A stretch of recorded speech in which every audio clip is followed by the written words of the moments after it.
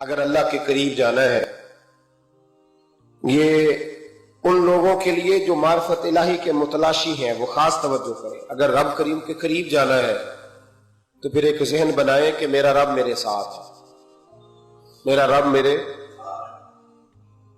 نحن اقرب الیہ من حبل الورید۔ اور درویش کہتے ہیں جے میں تینوں اندر جانا تو پھر مقید جانا، جے میں تینوں باہر جانا تے اندر کون سمانا، اندر بھی تو ہے تے باہر بھی تو، وچ بلا کون نمانا۔ پھر تصور کریں کہ اللہ میرے ساتھ ہے۔ حضرت جنید بغدادی رحمت اللہ علیہ کہتے ہیں میں نے اپنے مرشد سے کہا کوئی وظیفہ جو پڑھا کروں، فرمانے لگے جنید پڑھا کر کہ اللہ میرے ساتھ ہے اور اللہ مجھے دیکھ رہا ہے، یہ وظیفہ پڑھا کر۔ کیمرے لگا دیے ہر جگہ ہماری گورنمنٹ نے، کہتے ہیں کیمروں کی مدد سے پکڑا گیا، کیمروں کی مدد سے مسجدوں کے دروازوں پہ کیمرے، ایئرپورٹوں پہ کیمرے، ریلوے اسٹیشن پہ کیمرے، بڑے بڑے جنرل سٹور پہ کیمرے، نیچے لکھا ہے خبردار کیمرے کی آنکھ آپ کو دیکھ رہی ہے۔ کیمرے کی آنکھ دیکھے تو لوگ گناہ نہیں کرتے، تو یہ کیوں نہیں سوچتے کہ رب ہمیں دیکھ رہا ہے؟ یہ تصور کیوں نہیں جمتا کہ رب ہمیں؟ اور اللہ فرماتے ولی من خاف مقام ربہ جنتان، جو اللہ کے سامنے کھڑے ہونے سے ڈر جائے گا نا، اللہ اسے 2 جنتیں عطا فرمائے گا۔ اللہ اسے ایک دفعہ اگر کوئی ڈر گیا اللہ کے سامنے کھڑے ہونے، کتنی دفعہ بولے تو صحیح۔ اس پر ہمارے مفسرین نے لکھا ہے کہ کبھی زندگی میں ایسا ہو کہ گناہ پر ہمارا پورا قبضہ ہو گیا ہو، گناہ پورا قابو میں آ گیا، اب کوئی روکنے والا نہیں، تو فرمایا جو اس وقت اللہ کے خوف سے ڈر جائے گا اللہ اسے 2 جنتیں عطا فرمائے گا۔ امام شافعی رحمت اللہ علیہ کے زمانے میں نا ایک بادشاہ کا اپنی بیوی سے جھگڑا ہو گیا، تو وہ بھی ملکہ تھی، کسی بادشاہ کی بیٹی تھی، شہزادی تھی، اس نے بھی سخت جملہ کہا، کہنے لگی چل دور ہٹ جہنمی معاذ اللہ۔ اب اس نے اپنے خامد کو جہنمی کہا تو وہ کہنے لگا اس کا خامد کہ اچھا تو مجھے جہنمی کہتی ہے، جا پھر اگر میں جنتی نہیں تو تجھے 3 طلاقیں۔ اب کیسے ثابت ہو کہ جنتی ہے کہ جہنمی ہے؟ کیسے پتہ چلے گا؟ علماء سے پوچھا تو وہ کہنے لگے ہم کیسے بتائیں، کون ڈگری دے کہ تو جنتی ہے کہ جہنمی ہے؟ بات دور نکل گئی۔ امام شافعی کے پاس گیا، وہ رسوخ رکھتے ہیں علم فقہ کا، ان کے پاس گیا، جا کے کہنے لگا حضور یہ مسئلہ ہے۔ امام صاحب فرمانے لگے اکیلے میں مجھے ملتے ہو؟ وہ اندر آیا، کچھ دیر گفتگو ہوئی تو امام صاحب فرمانے لگے لو جی یہ بندہ جنتی ہے، اس کی بیوی کو طلاق کوئی نہیں ہوئی، یہ جنتی ہے۔ آپ کو پتہ ہے لوگ فتویٰ جلدی دے دیتے ہیں، کچھ لوگ خلاف تقریریں کرنے لگے کہ بادشاہ تھا تو امام صاحب نے بچا لیا، کیسے آپ نے ڈگری دے دی کہ جنتی ہے جی؟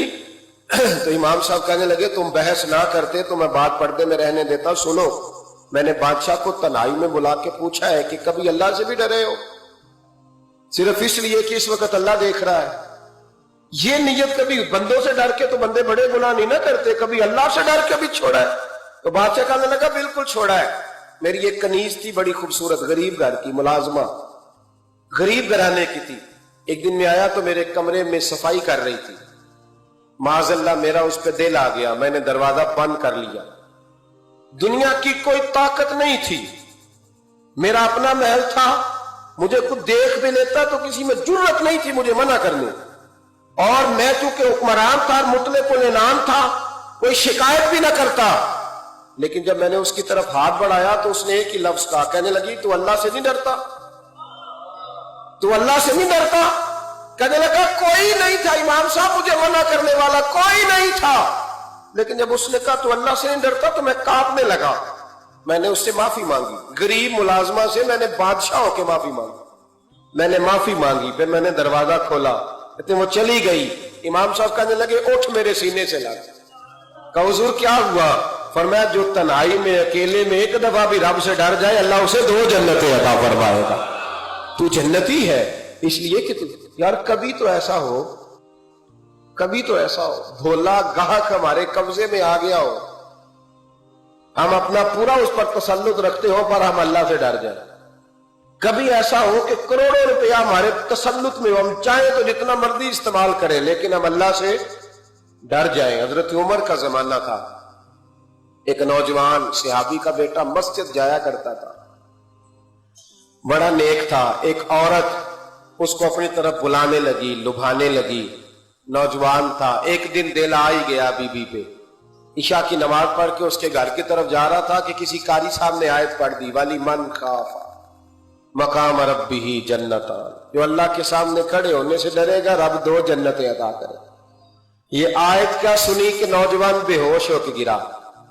کسی نے باپ کو خبر دی کہ تیرا بیٹا بے ہوش ہے. باپ گھر لائے، بالوں میں ہاتھ پھیرا، بیٹے کیا ہوا؟ اس نے آنکھیں کھول کے کہا ابا جی میں نے گناہ کیا نہیں، لیکن میرا قبضہ پورا ہو گیا تھا گناہ پہ. وہ بالکل راضی تھی، میں چاہتا تو میں گناہ کر لیتا، لیکن میں اللہ سے ڈر گیا.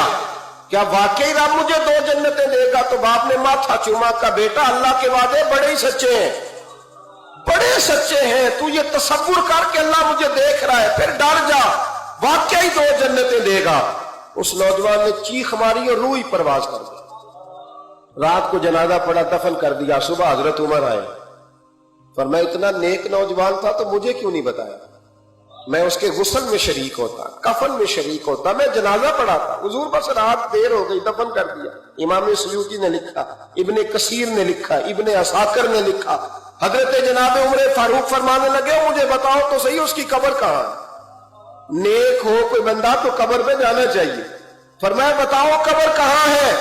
حضرت عمر کو قبر پہ لے گئے تو سیدنا فاروق اعظم قبر پر کھڑے ہو کے فرمانے لگے نوجوان مجھے امید ہے اللہ نے تجھے 2 جنتیں دی ہوں گی. حضرت عمر کہتے ہیں مجھے اللہ کی قسم قبر کے اندر سے بول پڑا کامل پیرونا دے باہو قبر جنا دی جیوے. قبر کے اندر سے بول پڑا، کہنے لگا عمر امید والی بات نہیں، میرے رب کے وعدے بڑے سچے ہیں. اس نے واقعی مجھے 2 جنتیں عطا فرمائی، اس نے واقعی 2 جنتیں دی ہیں. کبھی کوئی کام تو ایسا ہو جو صرف اللہ سے ڈر کے چھوڑا جائے. ہونا چاہیے کہ نہیں ہونا چاہیے؟ آپ یقین کریں بچوں سے ڈر کے ہم نے بڑے کام چھوڑ دیے، بھائیوں سے ڈر کے چھوڑ دیے، دنیا داروں سے ڈر کے چھوڑ دیے. اور کبھی کبھی میں کہہ دیتا ہوں کہ بہت سارے ماں باپ نے اولاد سے ڈر کے چھوڑا، بہت سارے استاد شاگردوں سے ڈرتے، الا ماشاءاللہ کچھ پیر مریدوں سے ڈرتے. کاش ہم اللہ سے ڈرنا شروع کریں. جب رب سے ڈرو گے پھر کسی اور سے نہیں ڈرو گے. اللہ کا خوف سنوارتا ہے، سجاتا ہے. یہ ذہن بنائے.